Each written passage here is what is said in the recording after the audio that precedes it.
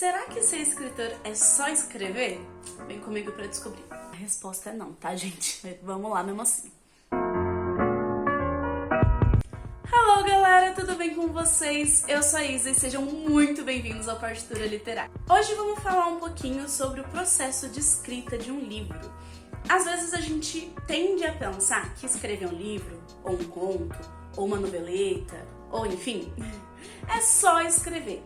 E a gente esquece que existem alguns processos por trás e eles são muito importantes para que um livro seja de qualidade.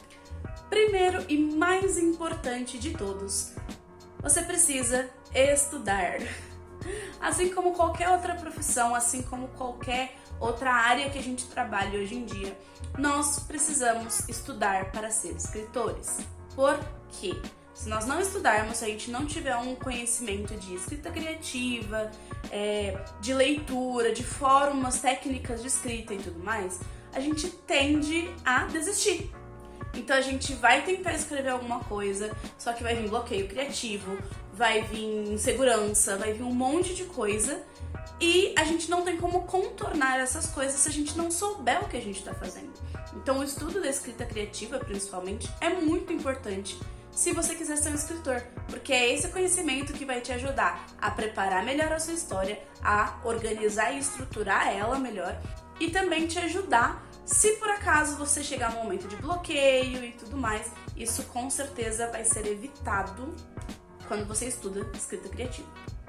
Além de estudar, tem um primeiro passo antes de escrever qualquer história que as pessoas geralmente desvalorizam e é muito importante. Sem esse processo, a gente não tem uma história bem estruturada, que é o planejamento.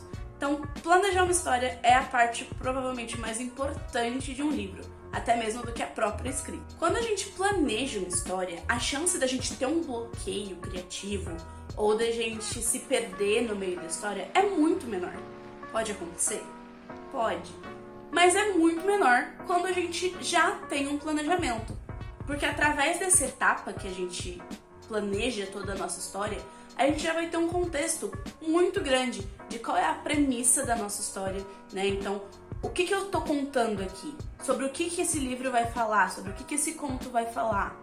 Eu vou ter um contexto dos meus personagens, então eu vou estruturar todos eles, eu vou saber quem vai estar ali, qual que é a importância de cada um deles, como eles reagem às situações, porque isso é um ponto que às vezes a gente gera um bloqueio, é não saber como continuar a história dos nossos personagens. Mas quando a gente já tem um planejamento prévio, isso não acontece. Fora que se, por exemplo, você está escrevendo uma fantasia, você precisa também planejar o mundo em que essa história vai se passar, para que seja tudo coerente, para que, as coisas não fujam ali muito, para também o leitor largar o livro no meio da história. E isso tudo se resolve com o planejamento. Fora que com o planejamento detalhado dos seus personagens, do mundo que você está criando, das cenas que você quer escrever, isso te deixa muito mais confiante e muito mais livre na hora de realmente soltar a imaginação. Só aí é que a gente vai passar para a ação de verdade. Depois que você já tem um contexto de escrita criativa, depois que você já planejou a sua história, aí sim é hora de pôr as mãos na massa e começar a escrever. Nessa hora tem uma coisa muito importante que você precisa lembrar, que é o seguinte: a primeira versão da sua história vai ser ruim. E tá tudo bem. As primeiras versões de histórias sempre são ruins, justamente porque esse é o momento da gente deixar fluir, deixar a criatividade rolar a toda.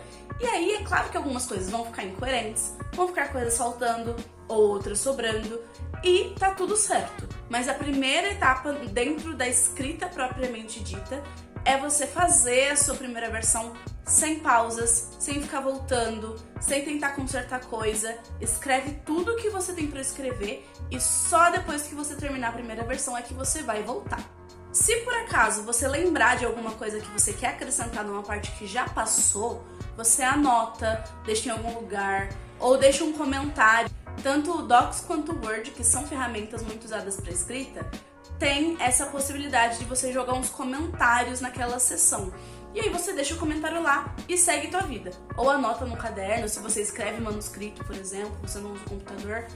Enfim, você anota e guarda para depois que você terminar a primeira versão, aí sim você vai voltar para corrigir. Depois que você termina a sua primeira versão, Você vai tirar uns dias, vai deixar aí um tempo a sua história esfriando, vai tirar a sua cabeça da história e só depois você volta pra fazer a segunda versão. E aí sim, corrigir, acrescentar ou retirar tudo que você quiser. Tendo essa pausa entre as duas versões, vai te dar uma visão muito mais clara do que precisa ser arrumado, do que se você tivesse simplesmente entrado de vez com a história muito na tua cabeça ainda, muito imerso ainda no mundo que você criou. Então, esse tempo de respiro é muito importante para você conseguir ter um olhar mais clínico sobre o que está acontecendo. Depois que a segunda versão estiver completa, aí sim a gente entra para uma parte muito legal, que são os processos editoriais. O que são esses processos? Leitura crítica, leitura beta, revisão, diagramação, ilustração, se for o caso, né? Toda a parte de marketing, que eu vou mais pra frente falar, a parte de impressão, caso você vá publicar um livro físico, tudo isso vai acontecer depois que você terminar a sua segunda versão.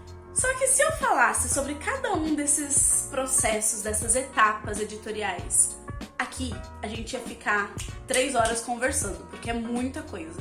Então, se vocês por acaso quiserem, se vocês tiverem curiosidade sobre esses processos editoriais, comenta aqui embaixo que eu vou trazendo vídeos falando sobre cada um deles, sobre as diferenças, porque eles são diferentes e todos são essenciais para o seu livro. E tem muitos mais que eu nem comentei aqui. A leitura sensível, entre outras coisas. Então, se vocês quiserem, já deixa aqui nos comentários que eu trago mais pra frente. Em paralelo com os serviços editoriais, a gente vai começar também a fazer a parte do marketing. E aí nós temos 1 milhão de possibilidades. Porque se você for publicar o seu livro por uma editora, o processo possivelmente será feito por eles, bem como os processos editoriais. Ou alguns deles, pelo menos. Se você estiver publicando independentemente, se você for aí um autor ou uma autora independente, você vai ter que fazer esse processo. E é um processo que precisa de muito cuidado, muita atenção, porque se você não fizer a divulgação do seu livro, ninguém vai ler, né? Então é uma parte muito importante. E isso também volta naquela primeira coisa que eu falei sobre a gente estudar, porque não é só estudar escrita criativa, você também vai ter que estudar um pouco de marketing, entender as plataformas aonde você vai fazer essa divulgação, como fazer essa divulgação de maneira mais eficiente, quais os formatos, quais os momentos, enfim, os assuntos que você vai ter que usar dentro do universo do seu livro para poder fazer uma divulgação legal. Tudo isso você vai ter que estudar e entender como funciona para poder fazer uma divulgação coerente. Essa parte de marketing, de divulgação e tudo mais também dá pano pra manga, porque depende muito dessa questão de editora, de independente e tudo mais. Então, se vocês também quiserem saber sobre isso, comenta aqui que eu trago mais pra frente falando sobre as diferenças entre publicar com editora e publicar independentemente.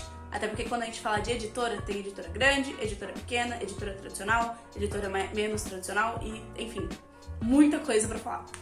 Dentro desse período também entra a possibilidade de você fazer uma leitura coletiva com algumas pessoas.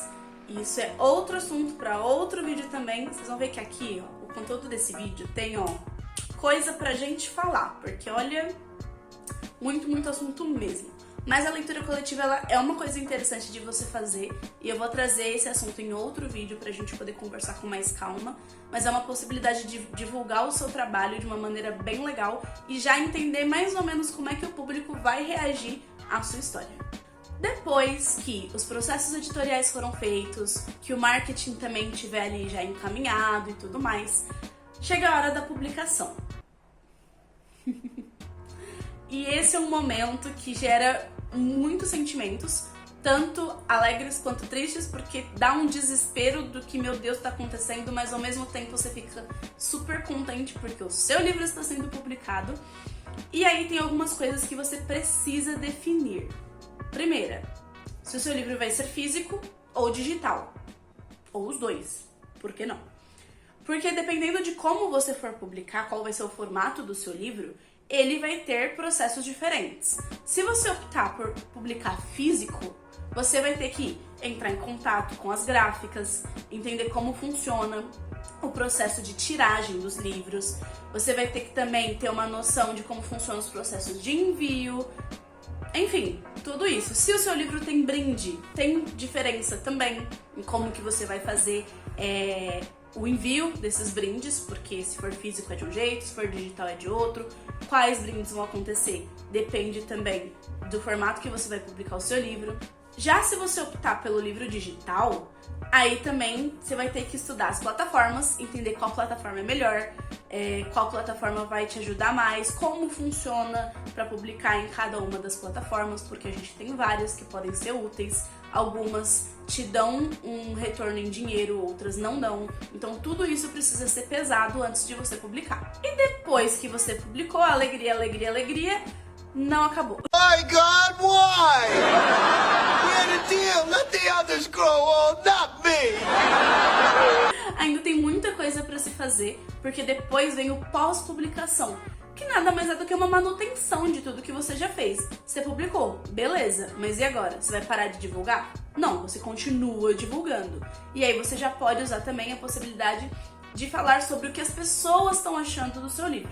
Então você precisa estar antenado do que os leitores estão dizendo, precisa continuar divulgando o seu livro, porque se ele parar de vender, você para de ganhar.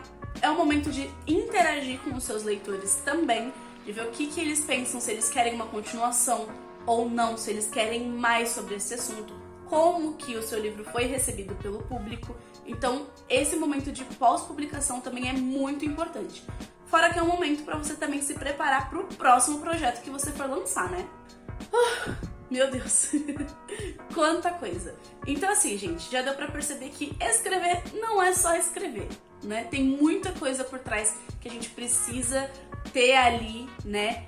De conhecimento, de preparação, de pesquisa, antes, durante e depois da publicação de um livro. É tanta coisa, mas tanta coisa, que eu tenho certeza que eu esqueci de alguma coisa que eu deveria ter comentado e não comentei. Então, se por acaso você sabe de alguma coisa que eu esqueci de mencionar, comenta aqui embaixo também. Vamos trocar essas figurinhas, aumentar essa lista e completar tudo que a gente precisa nesse processo de escrita. Se você gostou desse conteúdo, não esquece de deixar seu like, ativar os sininhos para toda vez que eu soltar um vídeo novo você ser notificado, se inscrever no canal também, porque aí aparece mais para vocês. Manda esse vídeo para algum escritor ou alguém que você conhece que quer começar a escrever para saber todo o processo e entender exatamente como funciona para não se perder no meio do caminho. Não se esquece de comentar aqui embaixo o que mais você quer saber sobre esse mundo da escrita, porque tem muita coisa, sempre tem. E eu vejo vocês no próximo vídeo. Bye, bye!